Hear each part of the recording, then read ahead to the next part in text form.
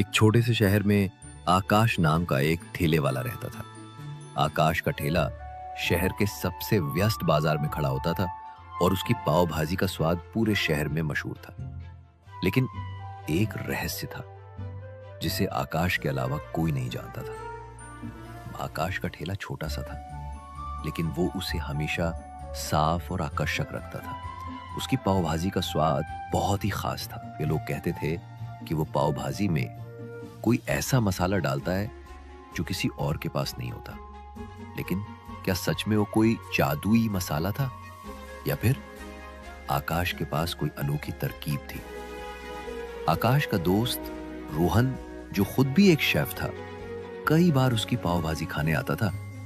लेकिन वो कभी समझ नहीं पाया कि आकाश अपनी पाव भाजी में ऐसा कौन सा राज छुपाता है। रोहन को हमेशा लगता था कि कहीं ना कहीं कुछ तो गड़बड़ है, लेकिन आकाश के प्रति सम्मान के कारण वो कभी कुछ पूछ नहीं सका। एक दिन बाजार में एक अजनबी व्यक्ति आया। देखने में वो एक व्यापारी जैसा लग रहा था और उसकी आंखों में एक गहरी चालाकी छुपी हुई थी। उसने आकाश की पाव भाजी खाई और तारीफ करते हुए कहा, तुम्हारी पाव भाजी बहुत स्वादिष्ट है। मैं चाहता हूं कि तुम मेरे होटल के लिए पाव भाजी बनाओ। तुम्हारी मेहनत और ये स्वाद तुम्हें बड़ा व्यापारी बना सकता है। आकाश को यह प्रस्ताव सुनकर थोड़ी उलझन हुई। उसने पहले कभी किसी होटल के मालिक से ऐसा प्रस्ताव नहीं सुना था। उसने इस प्रस्ताव को अस्वीकार करने का मन बना लिया, लेकिन उस आदमी ने उसे एक और लालच दिया। आकाश का दिल तेजी से धड़कने लगा। वो जानता था कि ये मसाले की रेसिपी उसकी माँ ने उसे सिखाई थी, जो अब इस दुनिया में नहीं थी।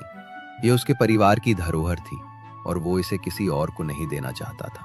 पर उस अजनबी आदमी के प्रस्ताव ने उसे सोचने पर मजबूर कर दिया। आकाश ने सीधे जवाब देने की बजाय कुछ दिन का समय मांगा। वो अपने ठेले के पीछे बैठकर गहराई से सोचने लगा। उसके दिमाग में विचार आया, एंड क्या ये आदमी मेरी पाव भाजी के असली रहस्य को जानकर मुझे धोखा दे सकता है और मेरी पहचान छीन सकता है? अगले कुछ दिनों में आकाश ने कुछ अलग करने का निर्णय लिया। उसने सोचा कि वो अपने मसाले की रेसिपी बदल देगा। लेकिन फिर उसे एक और विचार आया। उसने शहर के सबसे अच्छे मसाला व्यापारी से संपर्क किया और बताया कि उसे एक खास तरह का नकली मसाला तैयार करवाना है। इस बार आकाश ने तय किया कि वो उस आदमी को असली मसाला देने की बजाय नकली मसाला देगा और देखेगा कि क्या वो सच में उसकी पाव भाजी की असली पहचान जानता है कि नहीं। कुछ दिनों बाद वो अजनबी व्यक्ति फिर से आकाश के पास आया और उससे मसाला मांगने लगा। आकाश ने उसे वो नकली मसाला दे दिया जिसे उसने उसी दिन तैयार करवाया था। वो आदमी वो मसाला लेकर खुशी खुशी वहां से चला गया। लेकिन जब उसने अपने होटल में वही पाव भाजी बनाने की कोशिश की तो स्वाद बिल्कुल अच्छा नहीं था।